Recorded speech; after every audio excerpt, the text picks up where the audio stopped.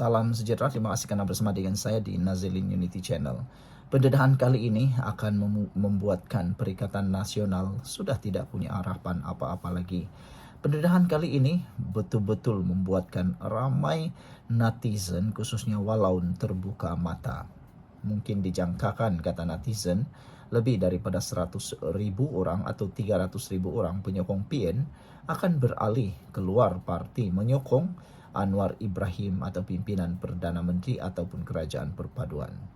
Apabila kenyataan ini dibuat oleh Liana Marzuki di Harapan Daily antara royalti dan Wang Ishan, ramai minta komen isu Wang Ishan negeri Terengganu. Saya pernah kupas dulu, tapi bila dikaji poster yang disebar luas ini, saya nampak banyak juga windows dressing. Nak ajak kita lihat dari jendela sahaja, bukan melalui pintu yang boleh nampak seluruh rumah. Ini perkara-perkara yang pemimpin PAS patut beritahu rakyat Terengganu. Dari segi undang-undang, ada beza Wang Royalty dan Wang Ishan. Mengikut Akta Wilayah Laut 2012, kalau minyak tu dicari gali dalam 3 batu nautika dari pesisir pantai, negeri akan dapat bayaran royalti. Lebih dari 3 batu nautika minyak itu dah jadi hak persekutuan. Terpulang kepada kerajaan nak beri Wang Ishan. Undang-undang ini bukan parti lawan depa buat. Ini konvensyen antarabangsa yang ditetapkan oleh PBB, terpakai di seluruh dunia. Disebabkan cari gali minyak Terengganu itu berlaku di luar pesisir pantai negeri, makanya itu bukan wang royalti. Mengikut akta yang ada, hanya Wang Ishan kepada kerajaan negeri. Yang kerajaan persekutuan boleh guna as carrot and stick. Kedua, ini bukan perkara baru. Tun Dr. Mahathir Mohamad dulu lagikan pula. Masa memerintah 22 tahun 1990-an, bila PAS rampas Terengganu, Tun Mahathir langsung hentikan bayaran Wang Ishan. Masa tu Akta Laut Wilayah pun tiada lagi. Sesen pun tak diberi, alasan undang-undang pun tak diberi. Cuma masa dia Perdana Menteri ke-7, kita tahu dia nak pikat parti PAS untuk jadi plan B kepada DAP.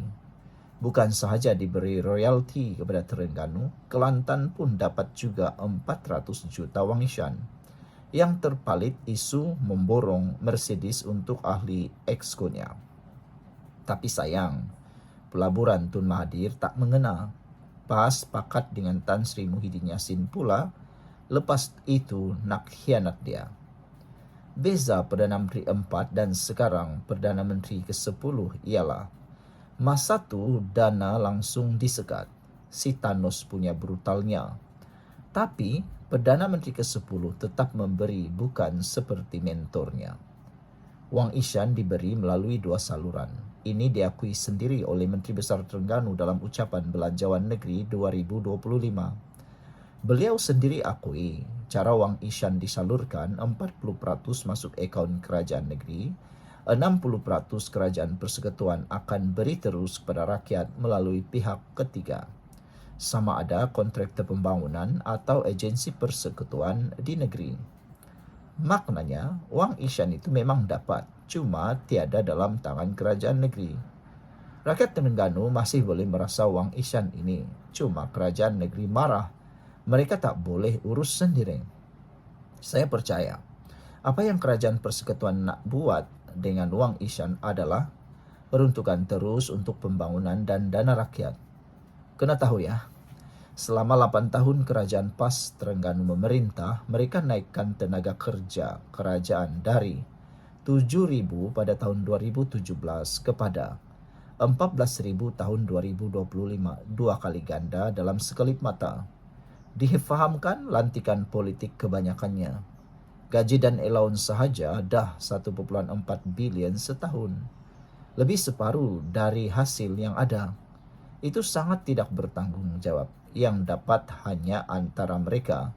Peruntukannya rakyat terjejas, untuk rakyat pula terjejas. Saya percaya Kerajaan Terengganu perlu belajar dari sejarah.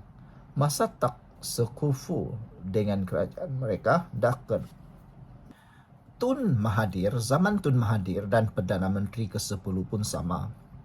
Masa mereka dalam kerajaan, janganlah kira itu mereka memerintah sesama mereka.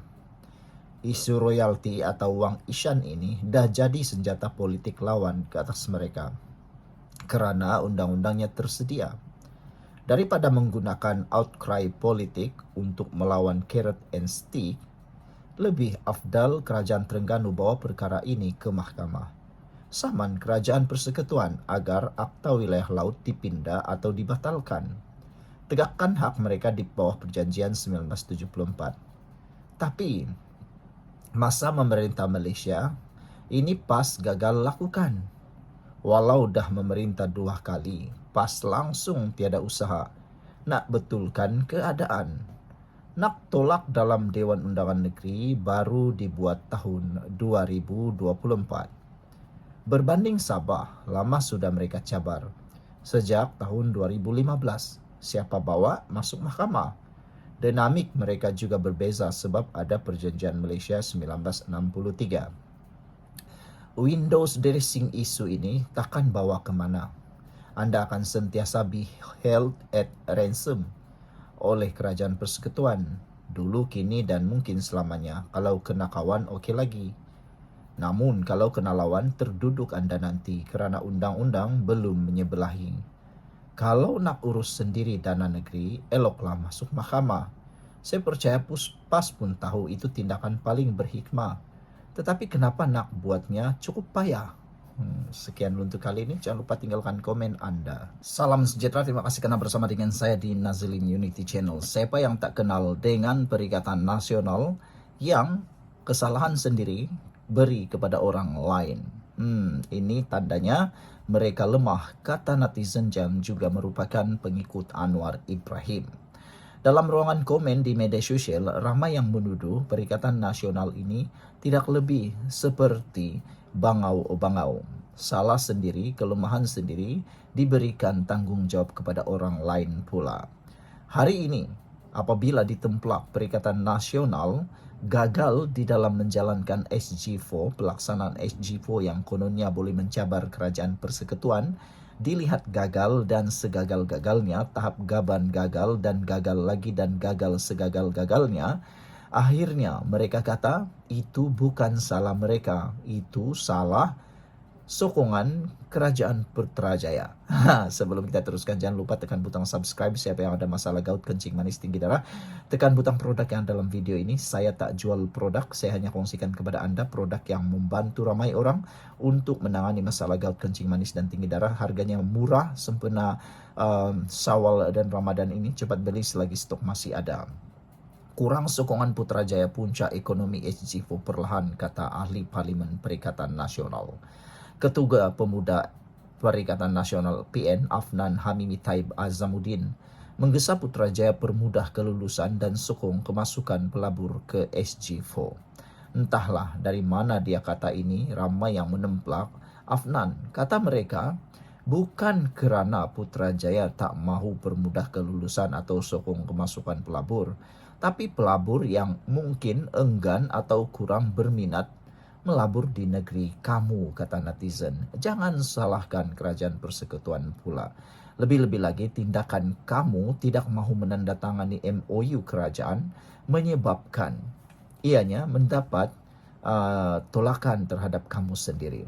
Seorang pemimpin PN menolak dakwaan 4 negeri di takbir gabungan pembangkang tidak menunjukkan perubahan signifikan dari segi ekonomi dan pembangunan.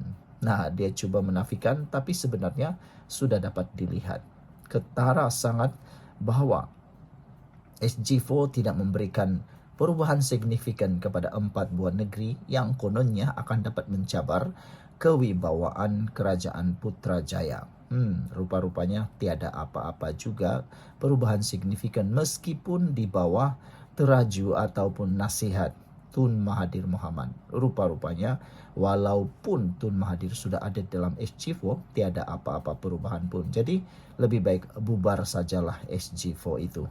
Ketua Pemuda PN Afnan Hamimi berkata pertumbuhan ekonomi Kelantan, Terengganu, Kedah dan Perlis menunjukkan peningkatan setiap tahun walaupun kurang mendapat sokongan Putrajaya yang merumitkan keadaan termasuk hal berkaitan kemasukan pelabur. Jika jadi tak benar negeri ditabir pembangkang atau dikenali sebagai SG4 ini tidak menunjukkan seberang perubahan dari segi ekonomi dan pembangunan, katanya lagi. Saya minta pusat permudah segala urusan negeri pembangkang termasuk memudahkan proses pelaburan masuk serta hal berkaitan yang memerlukan kelulusan dan sokongan pusat, katanya kepada FMT. Jadi itulah putar sini putar sana akhirnya salah orang. Ahli Parlimen Alosta itu juga berkata, rekod PN mentadbir Putrajaya selama 33 bulan sebelum ini, termasuk menangani isu berkaitan kos hidup rakyat, menunjukkan gabungan tersebut mampu mentadbir dengan baik. Ramai netizen minta buktilah daripada ahli Parlimen Alosta ini. Kata mereka, apa sangatlah kamu punya pencapaian selama 33 bulan mentadbir kerajaan pusat. Yang ada, hilangnya beberapa peruntukan, kata mereka, yang membawa kepada pendakwaan demi pendakwaan kepada pemimpin-pemimpin Perikatan Nasional, khususnya melibatkan Jana Wibawa. Sekian dulu untuk kali ini. Jangan lupa tinggalkan komen Anda, sila tekan butang subscribe dan kita jumpa lagi. Bye-bye.